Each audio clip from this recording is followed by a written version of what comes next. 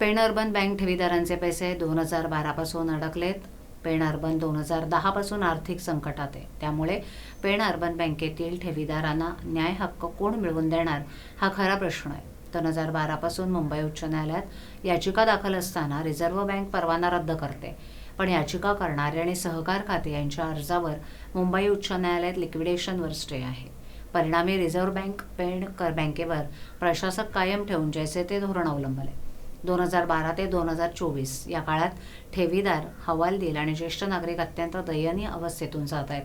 यामुळे सर्व ठेवीदारांनी reserve bank governor आणि केंद्रीय अर्थमंत्र्यांना प्रथम विनंती करून पेण अर्बन बँकेची न्यायालयीन कोंडी फोडली पाहिजे आणि न्यायालयाला सत्य बाजू समजावून देण्यासाठी स्वतंत्र याचिका दाखल केली पाहिजे. सुमारे 1,58,000 ठेवीदारांना 5,000 लाखांपर्यंतची ठेव परत मिळवण्याचा मार्ग मोकळा करण्यासाठी याचिका दाखल करण्याचं काम bank depositor protection and welfare society करणार आहे. त्यामुळे पेण अर्बन बँकेतील 98.5% ठेवीदारांना 109% रक्कम परत मिळण्याची शक्यता असल्याची माहिती संस्थेचे सचिव विश्वास उटगी यांनी दिली आहे.